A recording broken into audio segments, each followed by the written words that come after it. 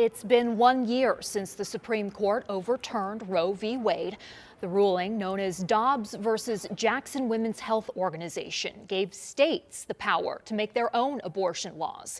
Because abortion within 24 weeks of pregnancy was already part of Nevada state law, some pro-choice advocates warned the state would see an influx of patients from states that had implemented bans or restrictions.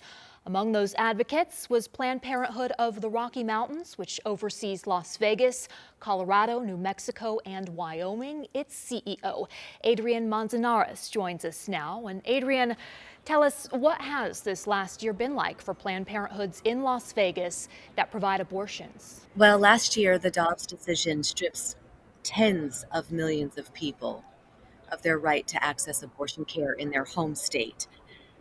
So here, Planned Parenthood of Southern Nevada, with the support of our communities, our partners on the ground, we've been able to continue providing care for patients not only locally from Las Vegas, but those traveling very long distances from their home states.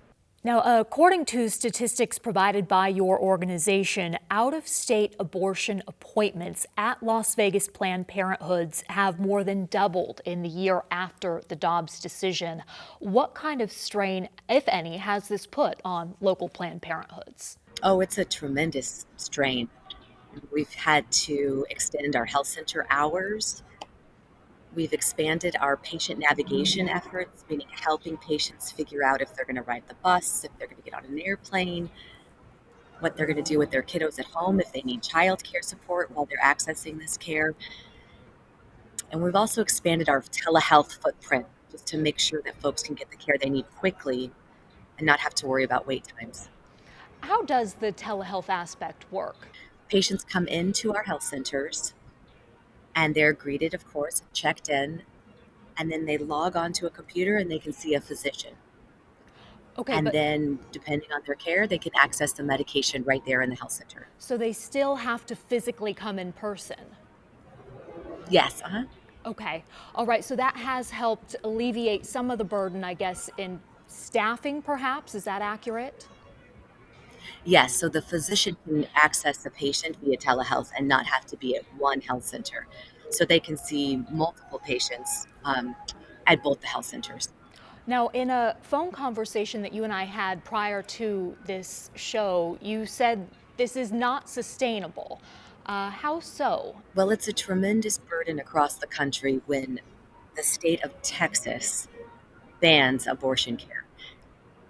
There's millions of people that live in Texas. It's a heavily populated state. And if you think about Nevada, for example, we're a pretty rural state. We've got the hubs of Reno and Las Vegas, of course, but there's only so many health centers that could be expected to see that number of people.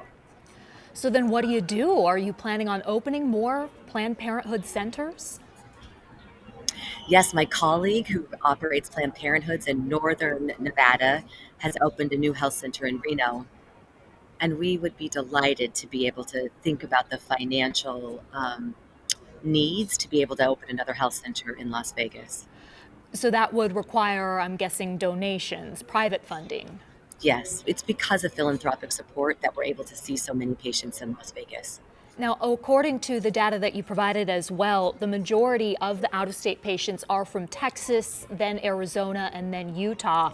I understand Arizona and Utah because they border Nevada, so coming here would be easier. But for the Texas patients, why aren't they going to Colorado or New Mexico, which are closer? When patients are seeking care from Texas, we work with them to find the closest place that they could go to. But the wait times in our health centers in New Mexico and in Colorado may be prohibitive. So we want to get them into a health center as soon as possible. Oftentimes that may be Las Vegas, What do you mean by prohibitive? meaning that the wait times may be longer than their pregnancy. As you imagine, the abortion care is very timely. We want to get folks in as soon as we can. And will you explain that aspect in relation to the medicine versus the surgical abortion? How many of the abortions you're providing are via medicine? Yeah, you bet. So in Las Vegas, 100% of the abortions that we provide at Planned Parenthood are through medication. It's very convenient. Patients prefer it, but they have to get in at 11 weeks. So within that short time period. And if they do not, then what happens? Then we work with a pool of abortion care providers in Southern Nevada, and we'll refer those patients to them. Okay, so the patients that are coming from out of state to Planned Parenthoods in Las Vegas, they're flying here simply for medicine. That's exactly right. So when you look at the numbers, it's a tremendous increase of patients traveling for care to get to Las Vegas, Nevada.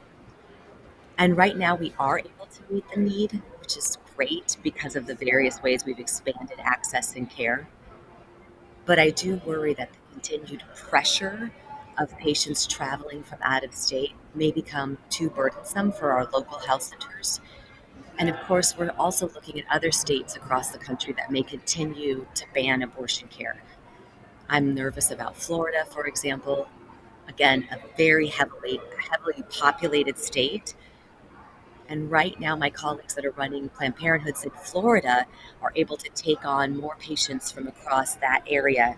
If Florida goes dark, all those patients will be looking for care out here west.